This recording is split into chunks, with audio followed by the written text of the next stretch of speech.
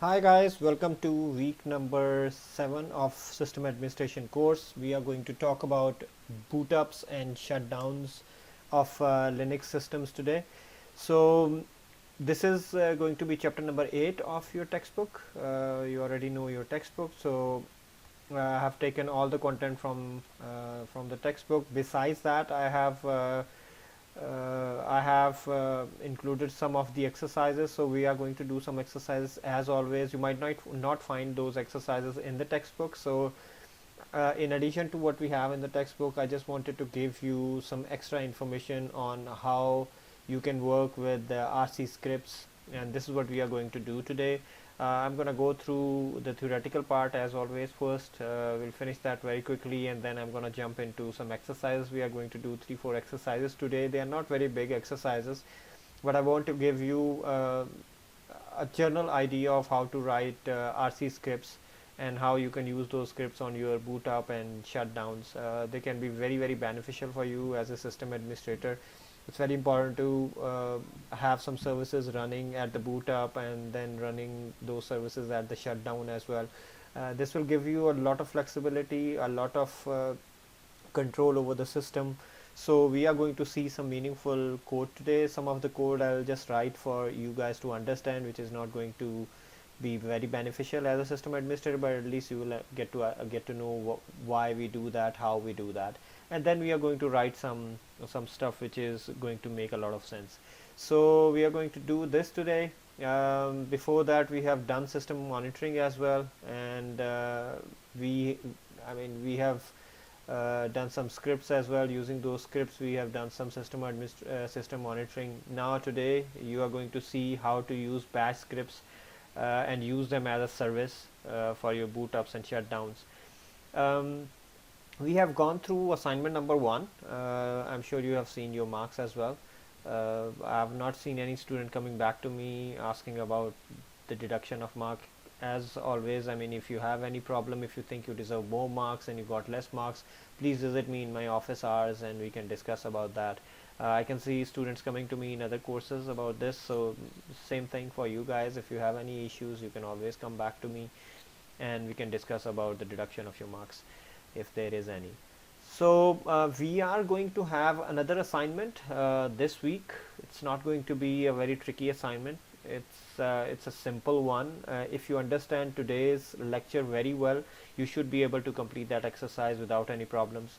And it is going to be obviously done on your system, so please do understand the steps we are going to go through today's lectures, so that you understand what we have to actually do in the assignment. Although I'm going to explain that assignment at the end of this video, but please do understand different steps we are going to follow throughout the exercises and throughout the theoretical part of this course, of this lecture.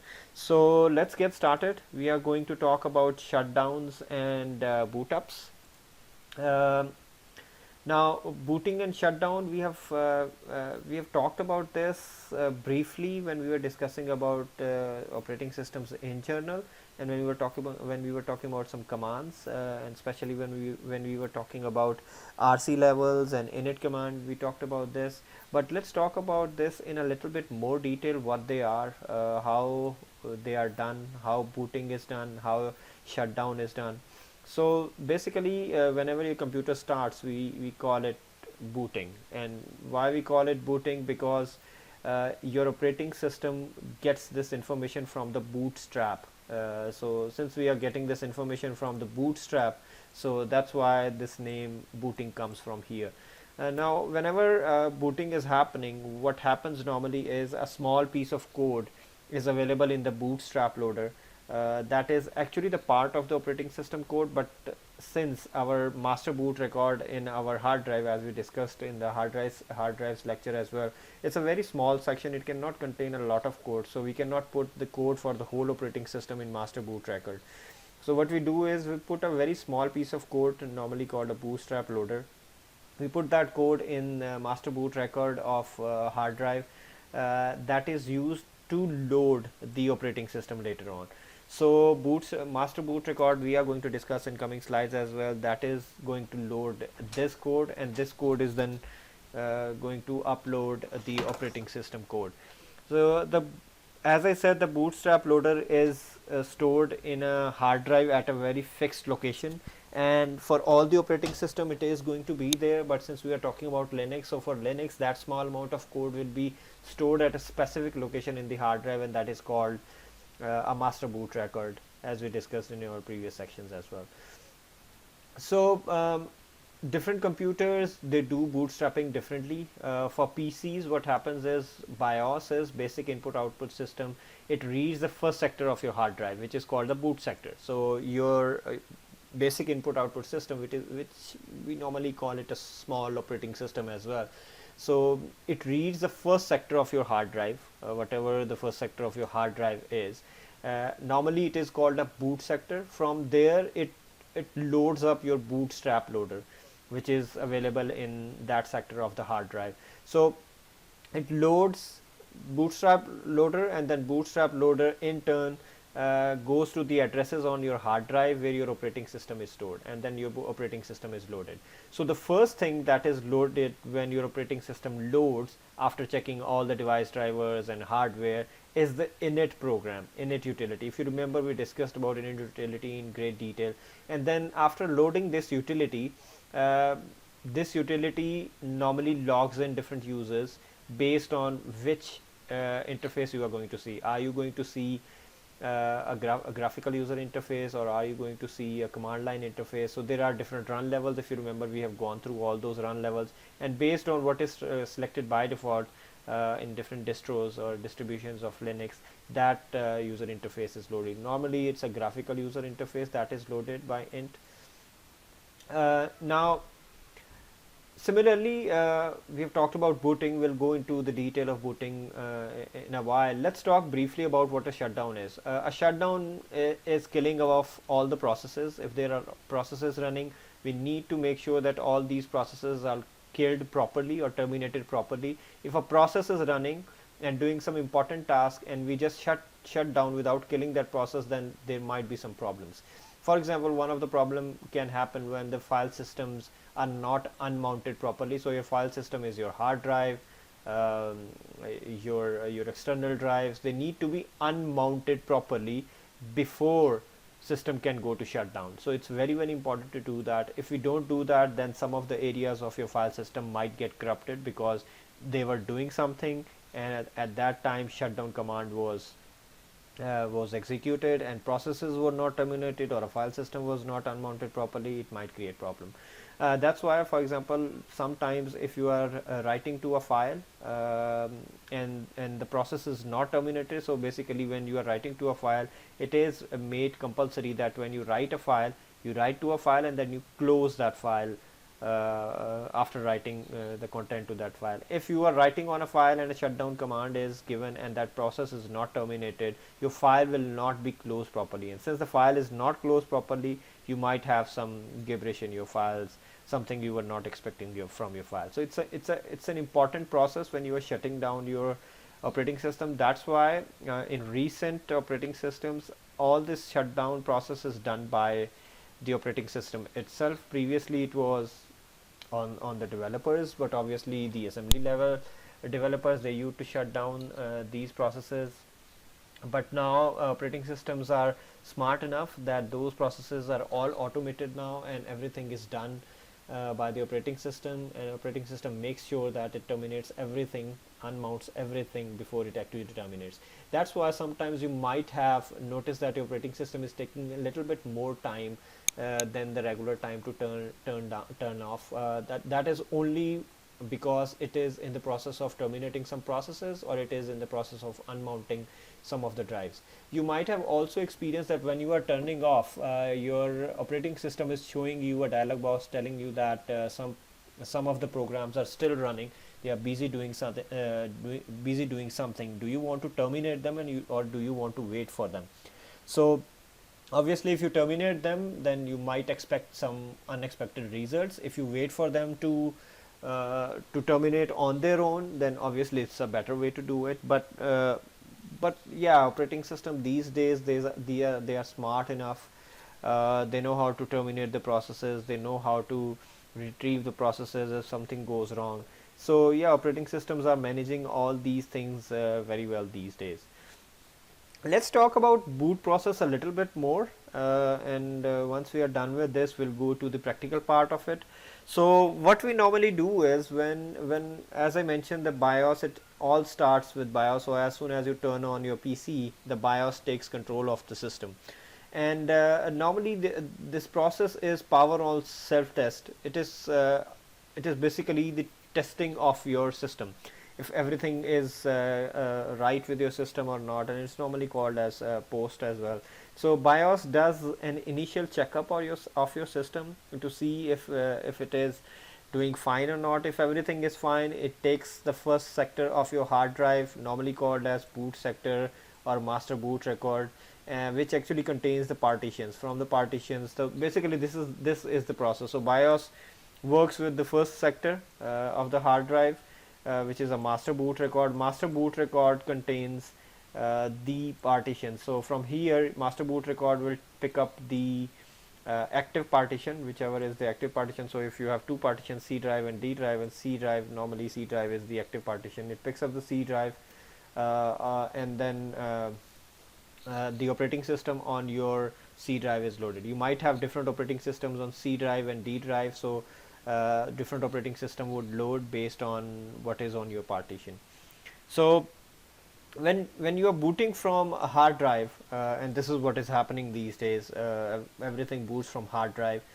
Previously external drives were used to boot. For example, in very old days, operating systems were available on floppy disks. Floppy disks were used to boot your hard drives. Even networks are still used to boot your operating systems.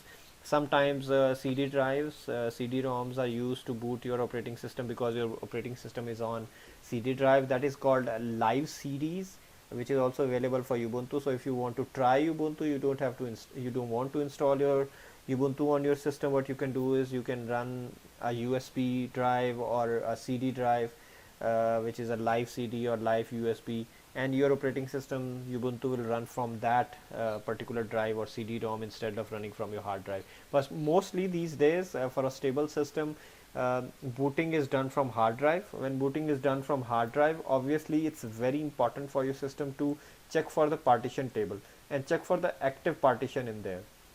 And why to do that? Because as I said earlier, if there is no active partition, then it might not be a wise idea for an operating system to pick partition. So which partition would it pick if there was not an active partition? If both the partitions are active, it's very difficult for operating system to know, okay, which partition to pick, unless and until you've already told that default option will be C drive or D drive, right? So it's very important to have an active partition, and or if you have multiple partition, you might have multiple operating systems. So any operating system on this active partition will run whenever the control is given to the active partition. Active partition will load a part of an operating system, small code from its partition, which will then load the full operating system from other parts of the hard drive. So this is normally how your operating system works. And we know this about kernels, that kernels are basically used to check everything about the operating system. They take care of hardware. Basically your operating system is kernel, but these days modern operating system are not only kernels, they're a combination of many other things, and we have talked about this a lot of times, so I'm not going to spend a lot of time over here. And this we have talked about this in a great detail, but I wanted to put this information over here for you guys to revise yourself a little bit. So what happens is, whenever the kernel is loaded, kernel is basic operating system, so in order for anything to work, to be executed, it has to be in RAM. So this kernel is loaded by bootloader into the RAM, and then it starts executing. So basically it's in compressed form, then it gets uncompressed or decompressed, and it starts executing itself. So it also checks for all the drivers attached, for all the hardware for your system. It mounts all the root file systems as well. Then it will start a program which is called int, as I discussed earlier, that is available over here, and it will load you either in multi-mode or a single mode. But these days we have multi-modes, which is the graphical user interface that will ask you for login name and password for multiple users, and one user can log in at one time. So this is the whole process of booting starting from kernel.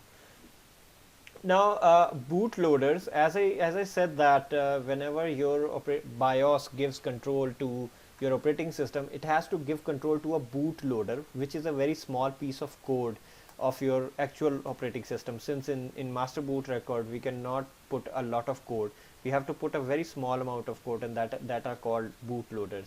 So for Unix systems, especially for Linux distribution, there are two types of bootloaders available: Grub and Lilo. So Grub has two versions. Grub version 2 is also available, and Grub Legacy version is also available. Now let's have a look at what they are. Grub is basically called Grand Unifying Bootloader. Again, it's a bootloader that is used in almost all the famous distributions of Linux, including Ubuntu and Fedora and Red Hat. It's a very famous one, and it has many features. It has different stages as well. So basically, it starts with the it starts the image files for Grub basically, and then it starts loading your system. So it's a two-step process. I'm not going into the detail of this one because it's out of scope of your course as well, and it becomes very detailed. So I don't want to go into the detail of this thing, because a lot of detail will require the concepts of operating system course. So I'm not going there, but it's a two-step process. It loads the image files for Grub, and then the optional dependent particular system setup is done. So it's a two-step process, and it is used to load your actual operating system. Then we have Lilo, which is Linux loader. It does something very, very similar. It's just that it's not used too much, but it has two stages as well. First stage is it loads itself into the memory first, and then in the second stage it boots up the Linux operating system. It's a simple one. Grub has more features, like it gives you graphical user interface of choosing between different operating systems as well, but it doesn't have too many configurations, although it has some configurations for your kernel, but still it's limited as compared to Grub. Again, this is the same information again coming, but this time it's for loading the kernel. As I already told you over here, I incorporated all the details over here, which are repeated this time over here as well. So I'm not going through that, and this execution is also summarized in that slide. But I just wanted to provide you some more information from your book. So if you want to understand more, you can go through these things. And init process is the one that is loaded first after the kernel is loaded. So it is called the first non-kernel process, and it has an ID, process ID of 1. So we saw PID in our previous lecture. So the PID for init is 1. So all the other processes will have PID other than 1. And it loads your run levels. Now those run levels can be 0, 3, 5. We normally, I think, use 5 out of 3 or 5. We use one of these run levels. And newer Linux distributions are using systemd instead of init tab over here. So the new utility which is used by new Linux distribution is systemd, which is a startup manager, and we are going to use systemd today. You will see a lot of features of systemd. We already talked about init a lot, and I'm going to talk a lot about systemd, and we are going to use commands of systemd today as well when we are going to write our programs. So this is this. Then we know the run levels. We have some run levels, we know that, and all the information of these run levels is inside this etc.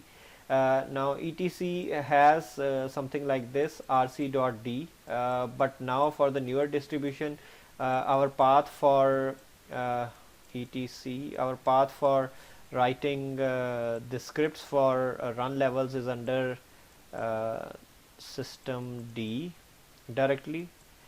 So everything is placed over here under the system, and we are going to do the same thing. We are going to write scripts today, the services. We are going to write some services that will run as soon as our computer starts, as soon as our computer boots, and then we want to do something. We want to forward this service to a script, and that script will run as soon as this service starts running. Now there are some symbolic links as well. For start of a service we normally use S, for end of a service or killing of a service we normally use K, and you will see how we do it today. So I think we need to get started. Maybe let's go to Ubuntu, or maybe let me quickly explain this flow, and then we can go to Ubuntu and start writing code over here.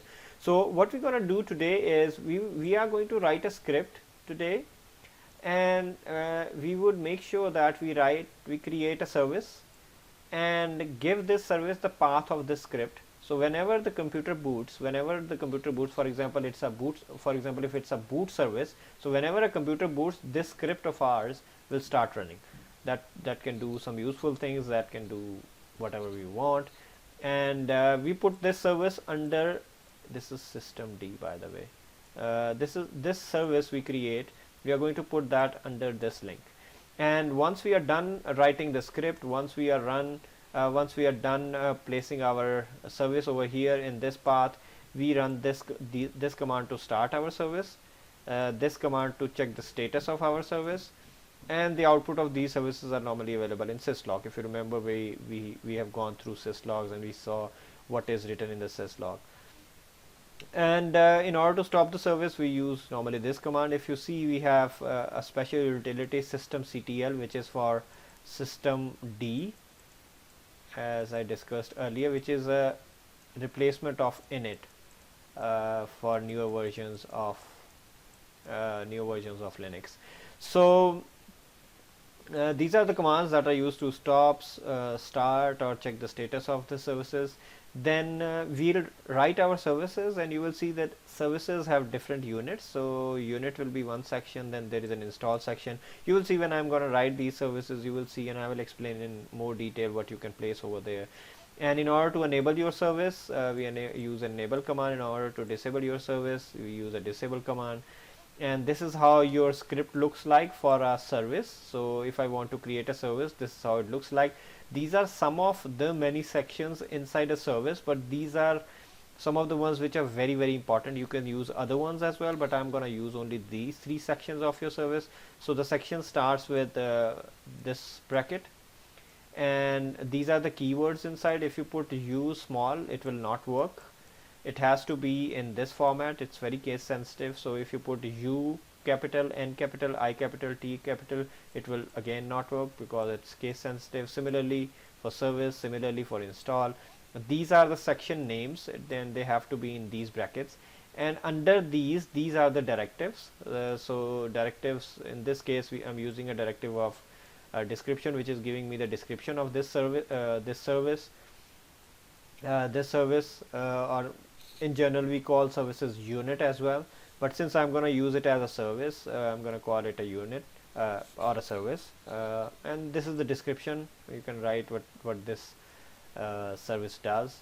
Then in the service section, you use a special directive called exec start, which means that you are going to start this special script. You will see the process. You will start this script at the start of your computer, and the start of your computer will be done using multi-user agent. If you remember, it's a run level 5, I guess, which is for multi-users.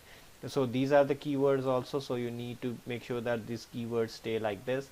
There are different keywords available which you can use, but I'm going to use these keywords, and I would suggest you guys to start using these keywords first and then start changing them to learn more about services. I'm going to run exec start and exec stop today, and this is just going to give you a brief introduction of how to write a service in Linux, how to ask a service to run a script, and how to make sure that the service is installed at the boot time for multiple user run level. So I'm going to do that today. I'm going to run 2 or 3 scripts maybe, and if you understand this carefully, the flow of these scripts, the way we write these scripts, and the logic behind these scripts, then the assignment shouldn't be a problem for you. It would be pretty straightforward for you. So just make sure that when I'm writing the code, please understand this carefully, and if you don't have any understanding of what is going on, please get back to me and I can explain it in more detail.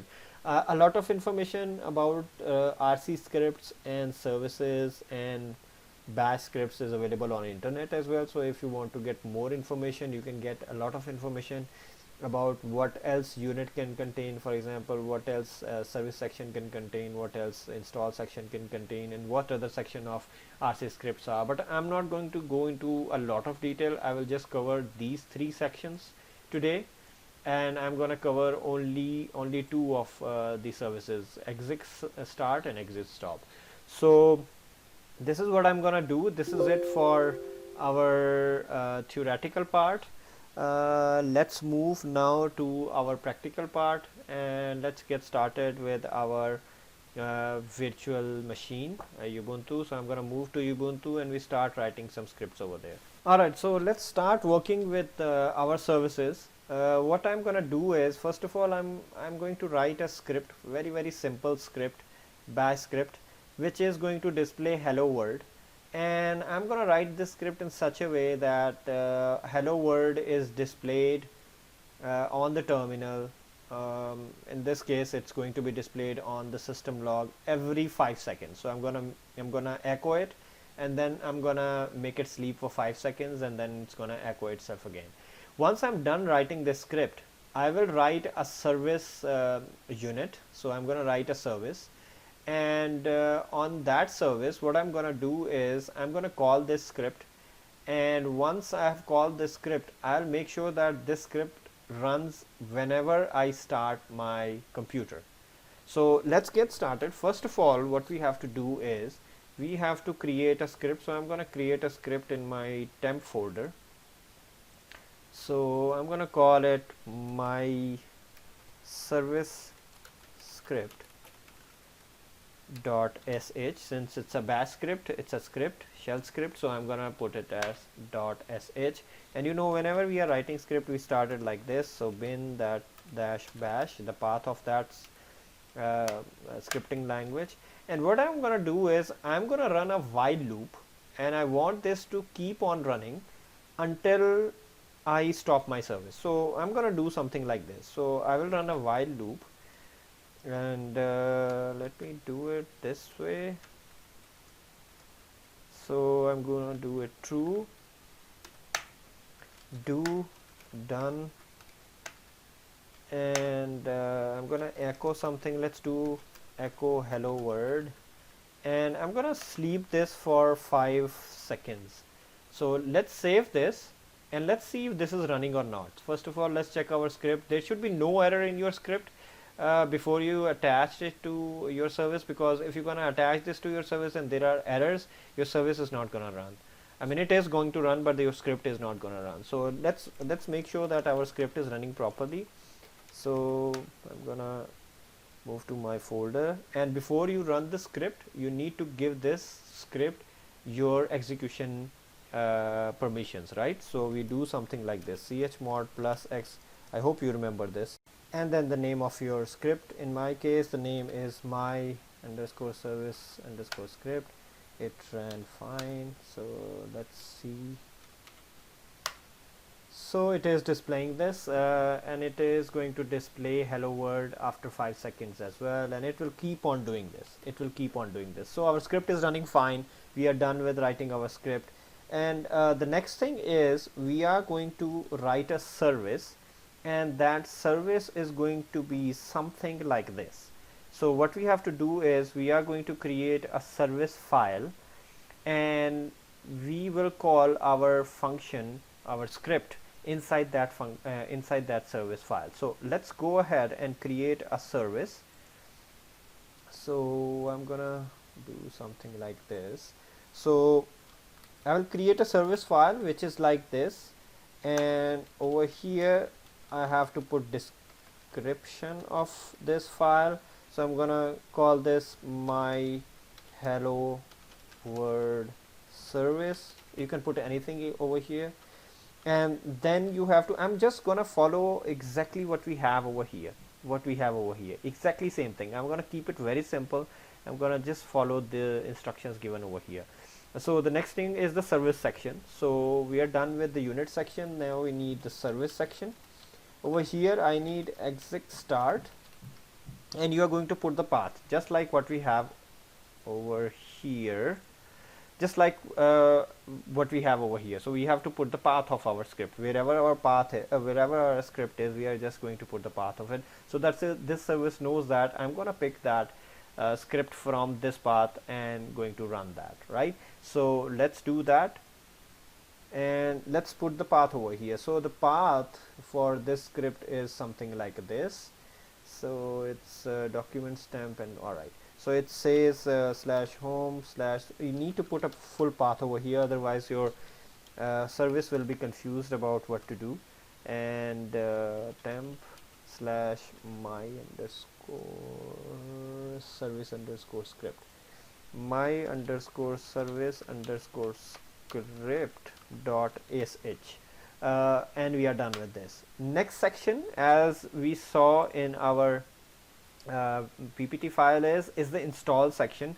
This is where we use a directive called wanted by. Wanted by means that you are going to specify over here another directive, another target that will be based on your run level. So since we are going to use a run level which uses multi-users, that's why we are going to use this directive. Wanted by means you are going to run this run level for this script. So this script needs multi-user.target. So this script is wanting is looking for multi-user target, right? So I'm going to use something very similar to this.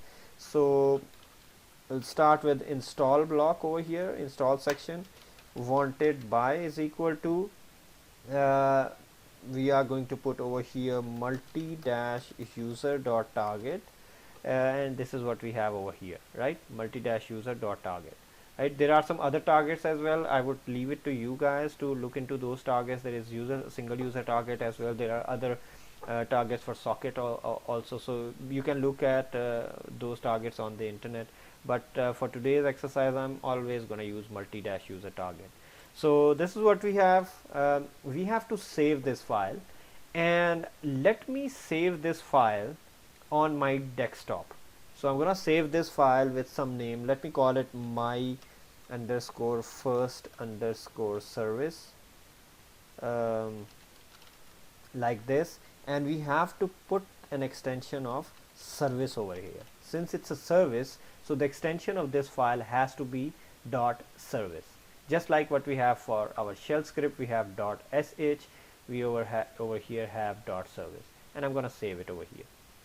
Now I have saved this file. If I go and see, it has to be somewhere here. So this is where my file is, right? This is where my file is.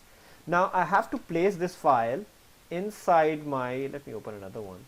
I have to place this file inside /etc/systemd/systems folder.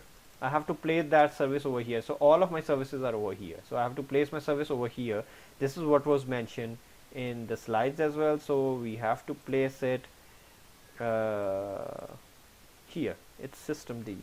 So we have to place it over here. So not the script, the service, because for our script we have already mentioned in our service the path of that script, so we don't have to worry about the script. We just have to make sure that this script has executable permissions. If it doesn't have executable permissions, you might start getting errors.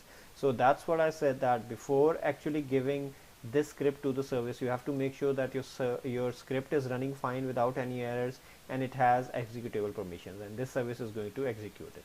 So we have this file now, and we just need to place this file inside this folder. So I'm going to use, you can directly save over here, no worries, but I'm going to use terminal. So it's always a good idea to do that. Sudo copy, I'm going to copy that file which is on my desktop,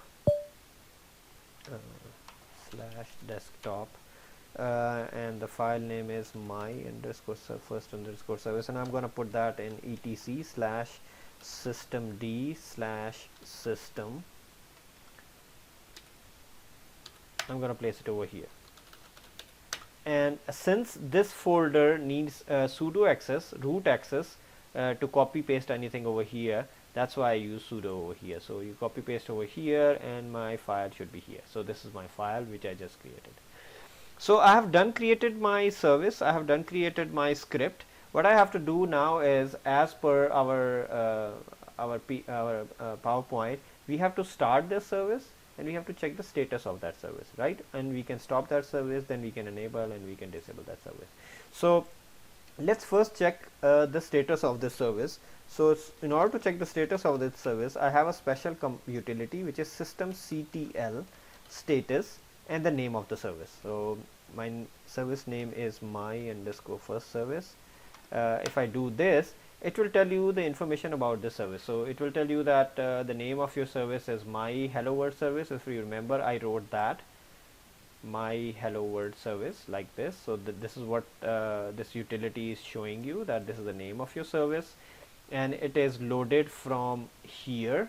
This is what it is saying, that it has been loaded from here. Currently it is disabled and it is inactive right now, right? So this is the information about our service. So what we want to do is we want to start this service, right? So we want to start this service.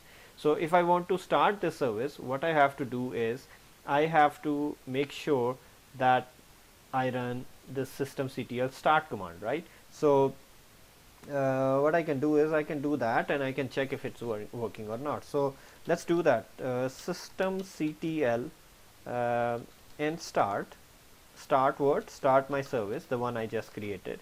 If you do this, and what I'm going to do is I'm going to check the status of my service again. So let me check the status of my service. If you see now, it has a green icon over here and it is still disabled. I'm going to tell you why, but it is now active, right? It was inactive, but now it's running and it tells you that when it started running, what is the ID, PID for that, and so on, right? So it's telling you that, and it's telling you that the service has started and it is showing hello world. So it shows you the first echo message over here as well, right? Now, why is it showing disabled over here? We have never enabled our service. Enable means we want to enable this service to start every time our computer starts. We never enabled this. We just started the service for this particular session, right? So my computer is running now and my service is now started. So it is available for only this session, but I want this to be available for every session. Every time I start my computer, I want my service to start. So what I can do is I can do an enable. So but before doing an enable, let's see if our service is running properly or not. So I want to go to my logs, which is under a /var/log/syslog, and I see if it's working over here. You can see that it's running. So it said hello world. After 5 seconds it said hello world again. After 5 seconds it said hello world again. So it is working fine. It is displaying us information whenever it is required. So every 5 seconds it goes to sleep, then it starts displaying the messages, and I think it's absolutely fine. It's working good for us. What I want to do now is I want to enable my service, right? So that every time I restart my computer, my service is always running. So I'm not going to restart my computer, but I'm going to tell you how to enable that. So next time you restart your computer, your service will start running automatically. So for that you have to do the same thing. Systemctl enable and the name of your service, my underscore first underscore service, and it will enable. If I want to find out the status of my service again, you can see that it is active, it is running, and now it has been enabled as well, and it's showing you the information of the echo of your services. I think last 10 it's showing you. So this is how you do services, and this is how you write your service. I told you all these sections. So this is for describing your service. You can write your description of your service over here. This is for the service to do something. What you want to do with this service, you want to execute a script. So you use a directive of exec start, which means that this script will start as soon as the computer starts.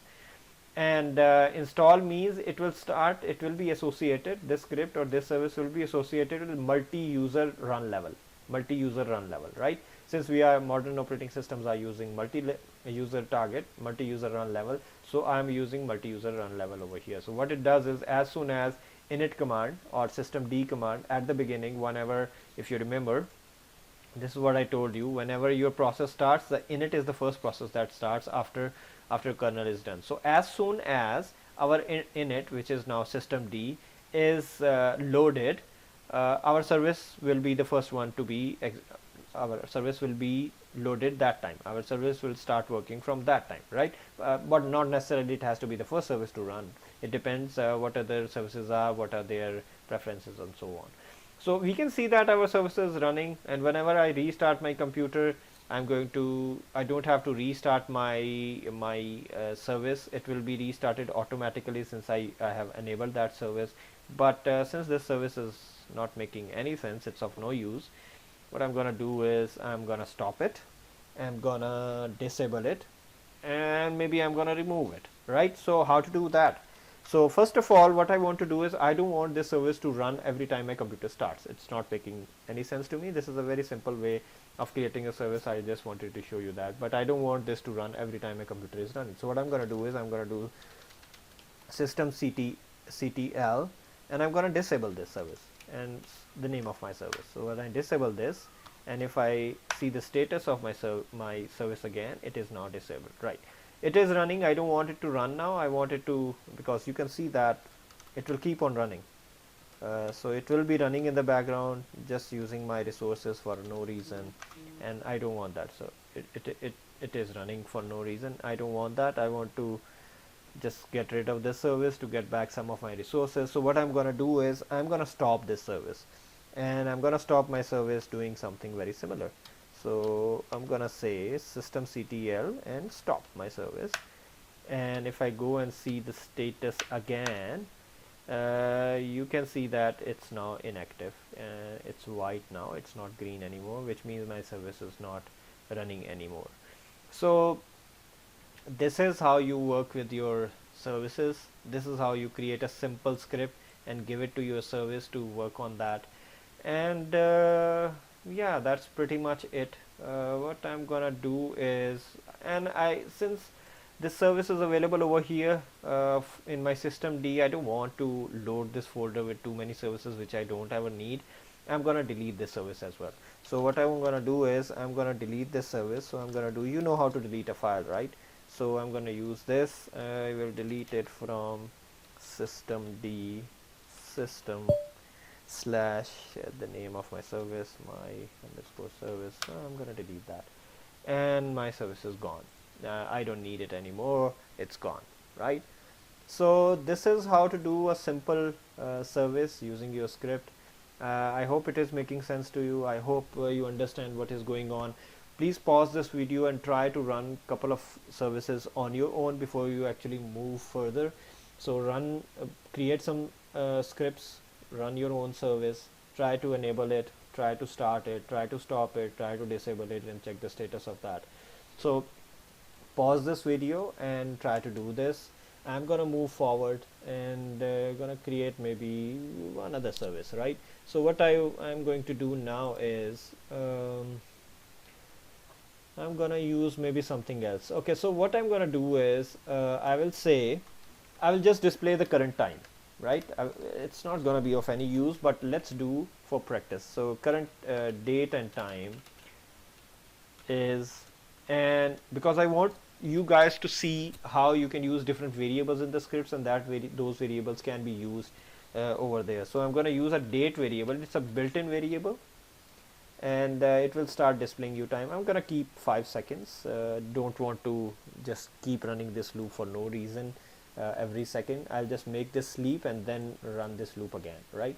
So I'm going to run this script. I'm going to keep the name of this to same. This is my first service. I'm gonna call it my second service now. So I'm gonna call it my second service. So let me call it my second underscore service, and I have it on desktop. This is done. What I want to do is I will just copy this from here to my etc folder. So I'm gonna copy this again. So I can do something like this, and my underscore second service, and I'm going to copy it to etc and system D, in systems folder, right? So we need to do a sudo here. So we are done with this. So our file should be there. My second service is here. That's good. So we are done creating this one. Now what we have to do is we have to check the status of the service. So I can do that by systemctl status and the name of my service, and this is what it looks like. So my service, this is the name of my service. It's disabled, it's not running. I can make it run. So similarly systemctl and start this service and start my second service. It's gonna ask me password. So this is this. Let's check the status of my service. To check the status of my service, you'll see that I have my service running. It's still disabled, but it is running, and this is the output of my service. It's showing me the current date and time, which is this exactly, right? So the date, this date variable, it's a built-in variable. It's replaced by the current date and time. If you see that it's replaced by the current date and time, what I can do is I can go to syslogs and see what's going on over here. So you can see that every 5 seconds it's displaying me some time, right? So this is exactly what I was looking for. It's just displaying me time every 5 seconds. So this is how you do your services.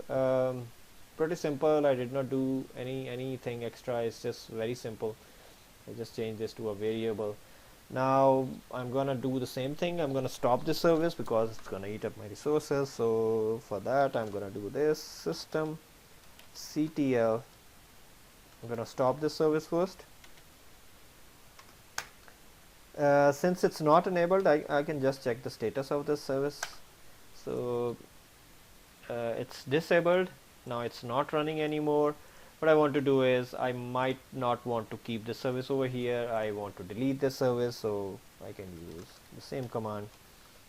So I'll use etc/systemd system, and I'm gonna remove my service from here. So it's gone. If you see over here, it's not available over here. So you can do something like this.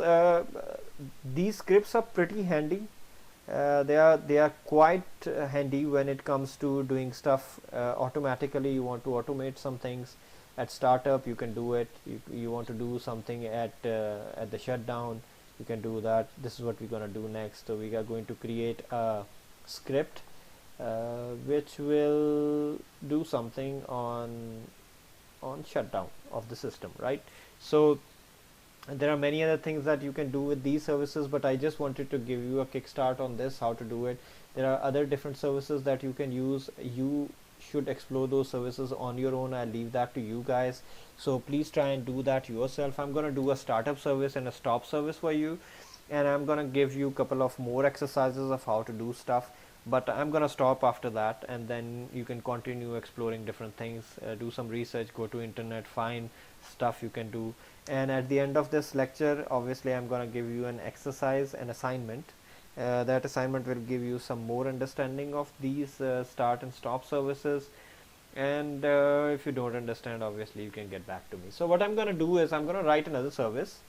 I'm going to call that service at shutdown, right? And this one is not making sense to me, so what I want to do is, okay, let me do I'm gonna do an echo, and I'm gonna say I am shutting down, and I'm gonna save this in a file. So let me save this in a file /home / the name of the user /documents /temp, and I'm gonna call it shutting.txt, right? So what is happening is very simple code. I'm just gonna put this text inside a file, inside a new file called shutting.txt. So a new file will be created at this path, and that file will contain this one, and this will happen only when my computer shuts down, before shutting down my computer, obviously. So as soon as my computer is going to shut down, this service will run, and before shutting down this will happen. So currently, if you see in my temp, I won't be having this file, of course, because I have not created this file. So I don't have any file by the name shutting. Let me remove these text files as well, just to get some more space. Okay, so there is no file shutting over here, which is good. So what I want to do is I want to create a service. Let me call this my third service. Let's call this my third service. My third service. This is this, and don't forget to, since I'm using the same sh file, same script file, but if you're creating different script files, make sure you give this script the execution permission. Since I have already given execution permission to this file, it's working for me. I don't have to give it again. But if you're creating a new script in a new file, you have to give the execution permission every time. All right, so please do that. What I want to do is so this is same, because I have not changed anything over here. The only thing I'm gonna change is I'm gonna call a function, a directive for stop. All right, so I'm gonna call a directive for stop, and what I can do is let me change the name of this script, because I don't want to keep the same script for starting and ending. So let me call this okay, let's wait. So let me do a control Z over here, and let me keep this as it is, and I'm gonna save this. And what I'm gonna do is I'm going to create another file. So let me create another file. I will call it my service script underscore shut dot sh. So let me create this. Right, so over here I'm going to remove all this. I should have copied that. I am shutting down, and I'm going to save this into this file. Oops.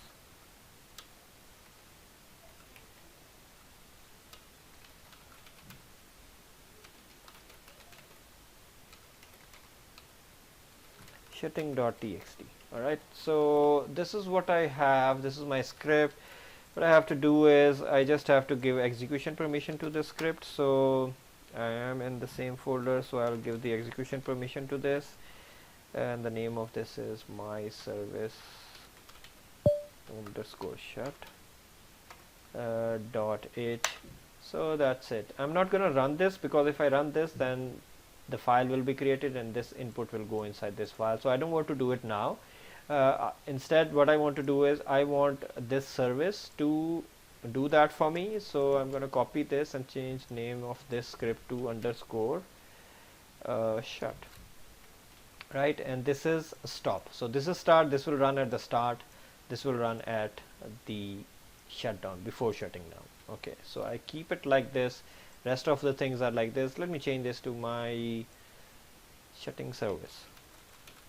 Shutting down service. That's pretty much it. So what I have to do is I just have to, since it's on my desktop, I have to copy that into etc. Don't forget to copy this into etc, otherwise it will not work. So I'm gonna copy this. Copy sudo copy this desktop my underscore third service, and I'm going to copy that into etc systemd system like this, and it should be there now. Let me open another window. So let's see, systemd system, and my third service is there. Let's see the status of this. So sudo systemctl status of my underscore third underscore service. It's disabled, it's not running, and the name is this. what I want to do is I want to run this service, enable this service first, and yeah, so what I'm gonna do is I'm gonna do sudo, or I can because I don't want to shut down my computer. What I'm gonna do now is, for you guys, I'm gonna start my service. So as soon as I start my service, it means that my service will run. So it is going to create that file. But what you guys can do it, you can enable this service. Don't start this service. Enable this service, and then that should be it. Because next time you shut down or restart your computer, it should work, right? So I'm gonna do a start service now. ctl start, and I'm gonna start my service, my yeah, so like this. So I'm gonna start this. I'm gonna check the status of this. It's running, and you can see that it is doing this, and it is showing me the first one. So what is happening is this one. So where is the other one? To open the other one, which was, let me open another one. So it's the first one, which is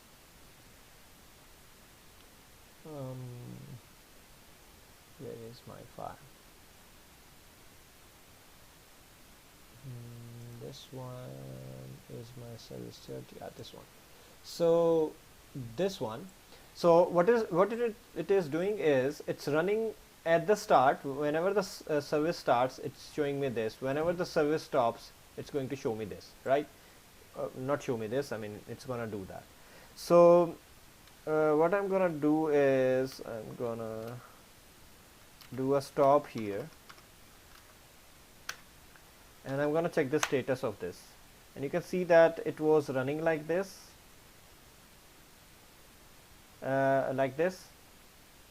because it is showing me the other thing, that thing. And you can now see that at the shutdown of this service,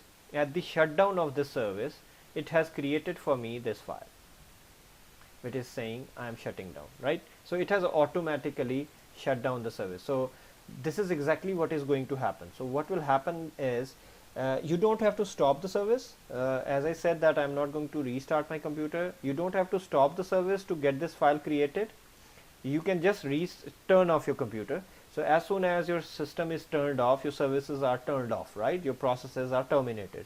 So as soon as that service is stopped, this file is created for you, right? This is what is happening. This file will be created for you. So when next time the computer starts, this start script will run, just what is happening over here, and it will keep on running. I don't want this to keep on running. That's why I have stopped my service. So if I go to my log, you can see that I have the same stuff going on. So it's showing me all these things, and in the middle it will somewhere show me the time also. So it's showing me time here, and so on, time here, and so on, right? So this is what is going on. So you can do stuff like this. It's pretty interesting when you have that much control on your system. You can do a lot of activities using what I have told you now. For example, you can calculate the time of users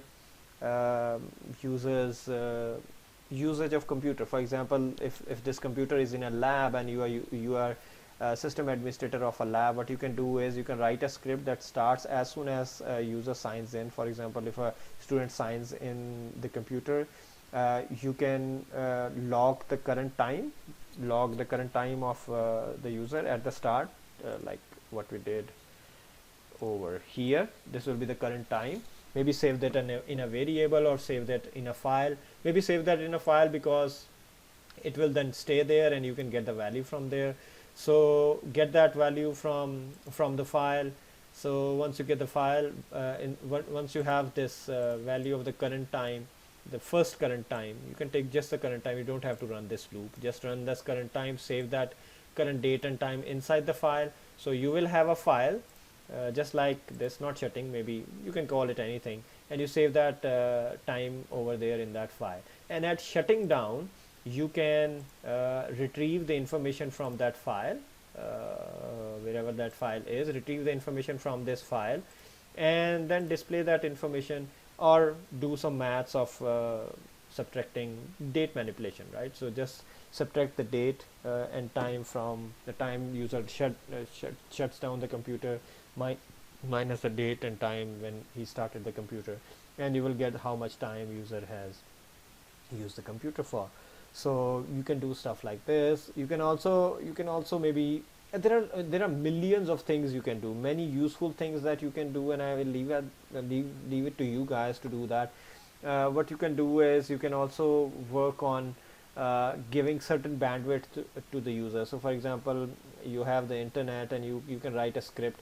So when user starts the computer, you have certain bandwidth written, and when user has shut down the computer, you can calculate the bandwidth and so on. So you can have a policy, you can have a bandwidth, you can have different services not running at the start and the end. You can run the services at any time, right? So there are so many services in Linux. Normally we call them as daemon as well, so you can work on those daemons, but I'm not going to go in detail because of your syllabus has only that much information, so I'm going to leave that over here.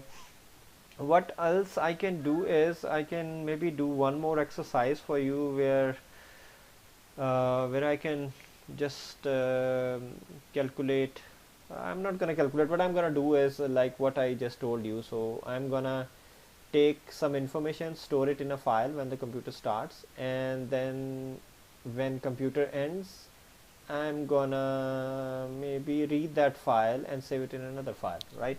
So what I can do is I'm gonna use df. So let's do something like this. So I want to see what is the size of memory, or what is the available memory space when user entered, when user signed in, and the time when user has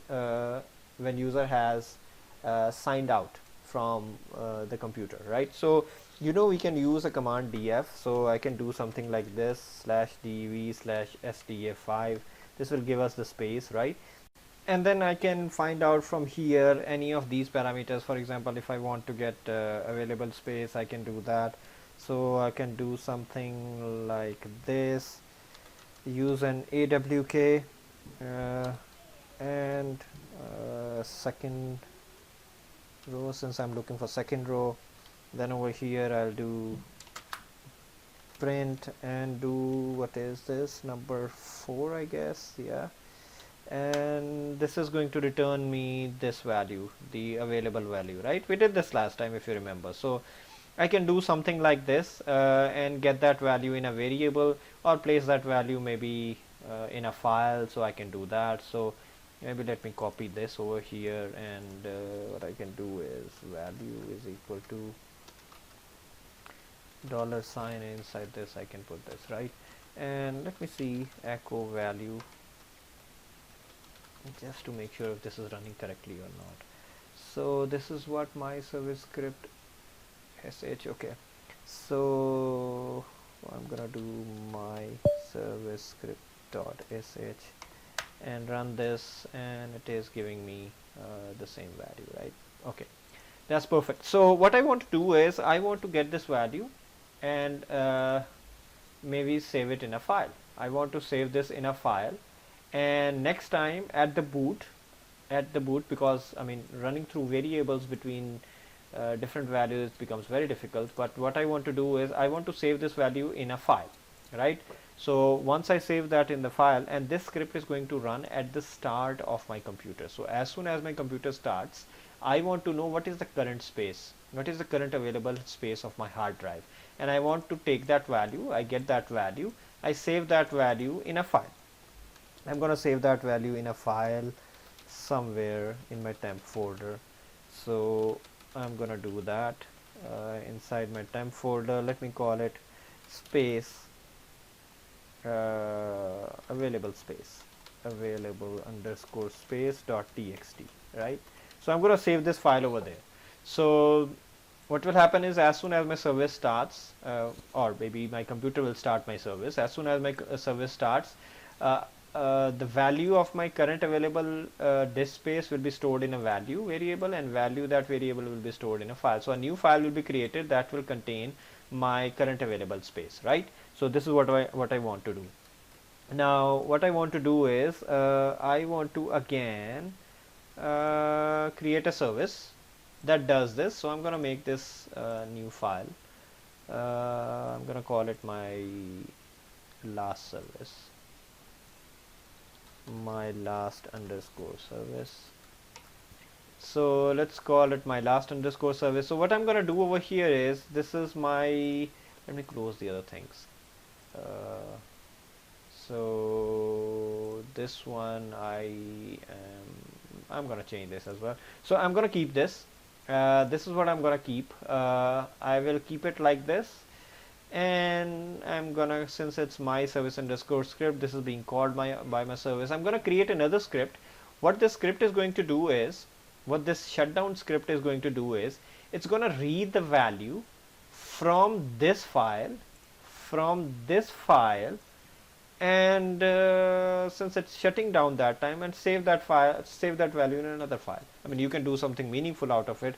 Maybe you can calculate the disk space used by the user, by that user who logged in, by subtracting these two spaces, but I'm not going to go there. I'm going to just tell you how you can do that, but you can use the different ways of doing some maths on that, and building some applications on top of that. But what I'm going to do is, I'm going to read from this file, not this one. So I'm going to do is value, and I'm going to read from that value. I'm going to say cat. This is how you read from files, and that is an, let me copy this from here. I'm going to read this and I'm going to place that inside the value, and what I'm going to do is, I'm gonna save this, whatever I have written from, whatever I have read from this file, it's in this variable value now, and I can change the name to anything. I can say it I, just to not confuse you guys that I can only use the same variables. No, I can use any variable I want. It's not necessary that you use the same variable names over here, not necessarily.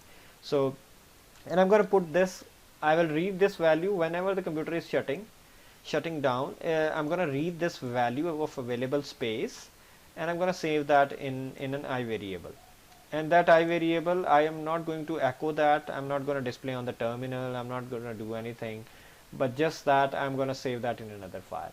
But what you can do is, as I said earlier, you can do some calculation. What you can do is, you can say if this file is greater than some amount of time, some amount of file, you can tell user that your quota of using file has been reached, something like that. I mean, you can make a lot of applications out of it. So I'm gonna save it in another file. So I'm gonna just copy this and paste it. Let me copy and paste it and change the name of this file, available underscore space underscore 2. Let me do it like this, and my file will be saved in this file now. Okay, so this is done. So I have written my shutdown script, I have written my start script as well, I have written my service. I just want to see if my service is there. No, I have to put my service in my etc folder. So this is what I'm gonna do. So I'm gonna maybe change the name of this service to my last service. So my last service, and yeah, it's saved at desktop. I'm gonna copy this to my etc folder. So this is what I'm gonna do, my last service. Sudo copy.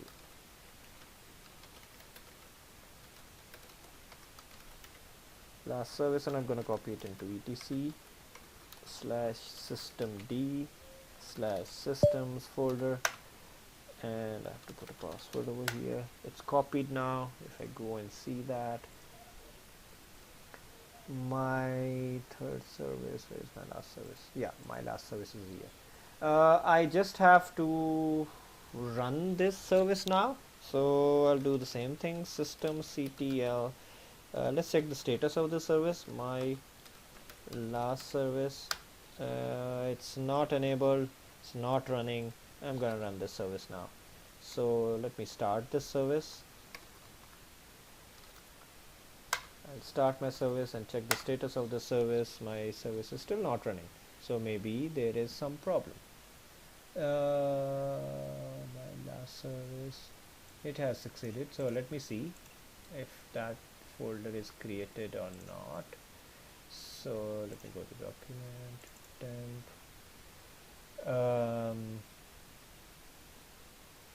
Yeah, it has been created. The variable value is this, so this file has been created. Available underscore space underscore 2, this is also created. I don't know why it should be created at shutdown. Maybe I've made a mistake. Let's see that. So what did I do over here? So what is happening over here is, this is my shut script, so I'm copying this value, putting in that variable and getting that variable, and this service should run at stop, and I have not stopped that service. Maybe it has been automatically stopped because right now it's not running, so it ran and then it stopped. So that's why it's doing something. I'm not going to go into the detail, but this is how you do it, right? This is how you're going to do it, and maybe it ran out of space, or maybe operating system just did something to it and it started that service, but then it stopped that service at the same time.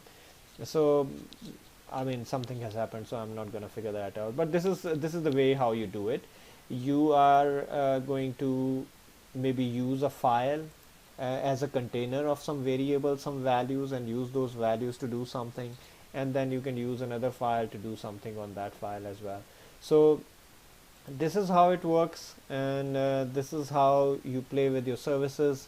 This is how you make your services run scripts, and they are pretty handy when it comes to automating different tasks in system administration. So I would highly recommend you guys to do a couple of exercises. I've done few of them for you. You can try a lot of them. There are so many possibilities with what we have studied today. Try to do different things, try to see what you can come up with, and if you have any problem, you can always get back to me. Now I'm going to explain you the assignment, assignment number 2. So let me get that file of the assignment and I will explain what the assignment is. Alright, so let me quickly explain you the assignment, assignment number 2 of system administration course. You can find this assignment on Blackboard. Please download it from there, and you are going to solve it just like what you did with assignment number 1. And this is how your assignment looks like. So you are required to create a boot RC service in Linux that will start at the boot of the system, just like what we did in our exercises. Now you have to make sure that this service is run by the root user, so this service should be owned by the root user. This is very important, so make sure you do that. And what you have to do is, this service should be able to run a bash script, and that bash script should be able to do these two things, and there are some sub actions that you have to take. Make sure that all of these things are done through bash scripting. Do not do that using graphical user interface, because you're going to lose all marks. So please do all these things using bash script. So you have to create a boot service that is owned by the root user, and you have to make sure that that service runs at the boot level, and that runs this script, and this script will do these things. So a script will create a folder called user folder on the desktop of the logged in user, and not the root user. So this user underscore folder should be created on the desktop of the user that has logged into the system, and that user should not be the root user. All right, so which means that it should be created at /home/ the name of the user. It can be your name /desktop and then the name of the folder, which is user folder. So that script should be able to create this folder on the user's desktop. Inside this folder there are two things. So inside this user folder there is another folder. You can name it do not open. Do not open. Name this folder do not underscore open. And this folder should be owned by root user. Again, this folder should be owned by the root user and not by the person that has just logged into the desktop.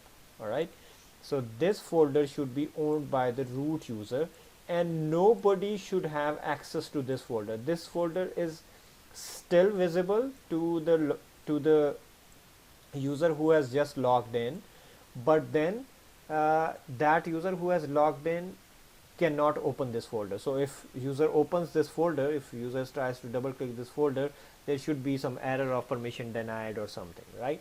So this folder, so there is a main folder. Inside this folder there is another folder that is owned by the root user, and that root user is the only one that can open this folder. Nobody else can open this folder, which means that not even the read access is given to any other user except the root user. Okay, so this is the folder. Inside this root user folder there is another content that is a readme file. It's a text file. The name should be readme. It's a text file, and this file should also be owned by user. And in this case, in the case of this file, anybody can open this file and read this file, but they cannot change the content of this file. So this file has only read-only access to all the users, but root user can have read-only, write-only, or execute permissions, no problem, right? So anybody, any user or the user that has just logged in should be able to open this file and should be able to read the content of this file, but cannot change the content of this file. However, in the case of the folder, that folder should not even be opened by anybody else. So it doesn't have even read-only, it doesn't even have the read-only permissions as well. And inside this folder, yeah, I think the content of this readme file should be this. You can copy paste this content in the read-only file, because it's text file. Just copy paste this content into the read-only file, and that's it, right? So this is what you have to do through script. Make sure you do all these things using a script, and that script should run by the service. You have to make sure that you run that service. You have to start that service. You have to enable that service. You have to show the status of that service, and you have to stop and disable this service, right? So show me the status of this service after enabling and starting that service, and show me the status of the service after disabling and stopping that service as well. So 2 times you have to show the status of the service. And you need to take mandatory screenshots, and these are the minimum screenshots that you should have. You can have more than 7 screenshots, but you should have at least these screenshots. So first screenshot will be the script. Screenshot of your script. You want to copy paste that script in this Word file, that is also fine, but I don't mind taking a screenshot. So take a screenshot of the script that is doing all these things. Take a screenshot of the service that you are going to create. So there will be some code in your service. Take a screenshot of that code as well, put that under the solutions section. Then take a screenshot of the content of the folder, this folder. So there are 2 folders, right? So take a screenshot of the user folder, which inside it contains a folder and a readme. So your screenshot will contain a space like this. Let me quickly show you. So you don't have to do it through GUI. I'm just trying to tell you what you have to do. So you have to create a folder called user_folder, but you don't use graphical user interface. I'm just doing it to explain it to you. Inside this you should have another folder which is do_not_open. We have this folder, and there is a file as well. I have to create a file from Sublime or whatever. So there should be a file as well. So let me quickly do that. So file and save as. I'm gonna just create this for you quickly. It's a readme file, readme.txt file. It should be in that folder as well. I've created that, I think, on desktop, but let me copy paste back.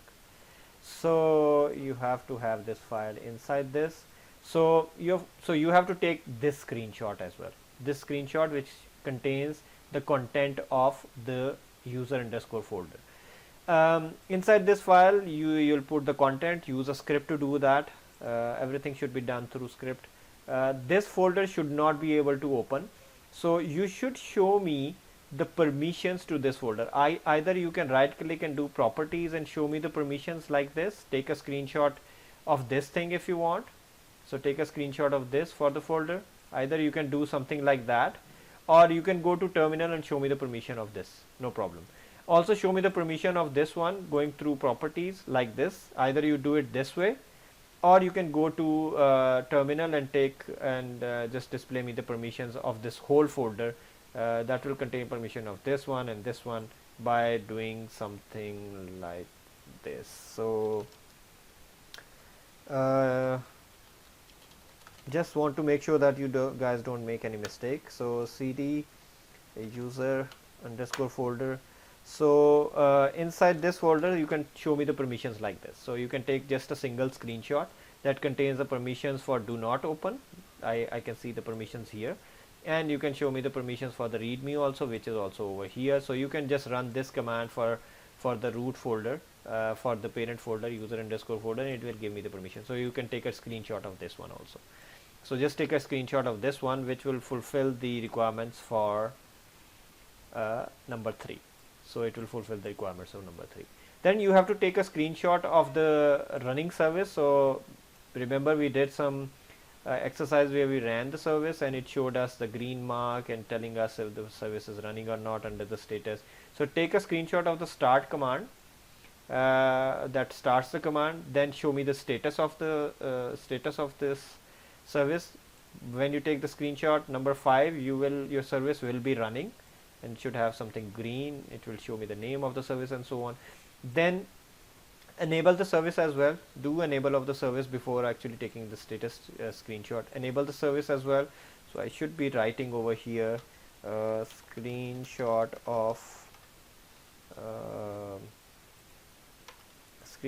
of enabling the service with enable command. So do that, and once you are done starting and enabling the service, run the status command for the service and take a screenshot of status as well, right? So do that. Then you have to take a screenshot of stopping the service with the command, then screenshot of disabling the service with command, and then take a screenshot after disabling. So you have to take a screenshot like this. So this is what you have to do. So take all these screenshots and put these screenshots in the solution section, right? With step number 1, step number 2, step number 3. You can name these steps like this. All right, do this. So screenshot number 1, so put number 1 and take a screenshot number 2 and screenshot and so on. I hope you understand what is going on over here. It's a pretty straightforward assignment. If you understood correctly what we did in the exercise, this shouldn't be a problem. You should be able to do it quickly. If you have any questions, you can always come to my virtual office hours and we can discuss this assignment, no worries. Otherwise, you can drop me an email and I will respond you back. These instructions, as always, very, very important.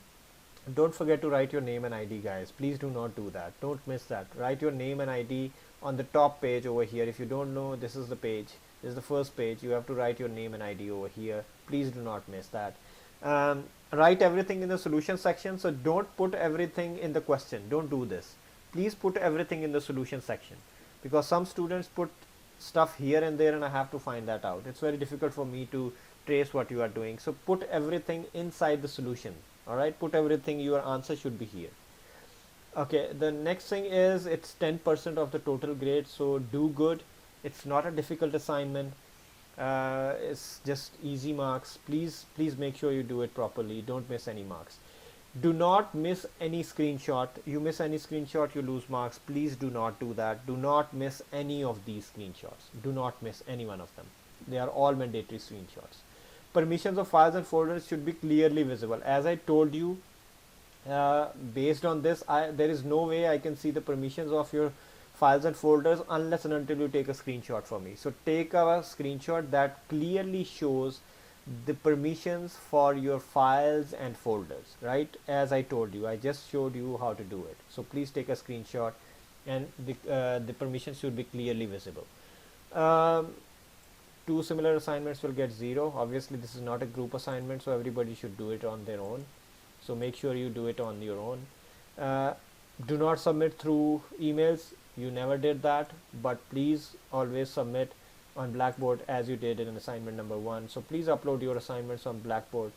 Do not send me an email. The deadline for this assignment is November 13, which is, I guess, 2 weeks, more than 2 weeks from now. So you have enough time. I think more than 15 days you have. So please do this assignment, complete this assignment on time. No late submissions, please submit before the deadline. And I might pick some students randomly to ask some questions, and this is the rubric I'm gonna use. So that's pretty much it for the assignment. I think it's pretty straightforward, but if you don't have any understanding of anything, if you don't understand anything, you can always get back to me either through email, or you can join me in my office hours and we can discuss further about this. So this is how you're going to do it. I hope it is clear. I hope it makes sense to you. And that's pretty much it from my side today. If you have any questions, drop me an email. Thank you very much. Have a nice day. Bye bye.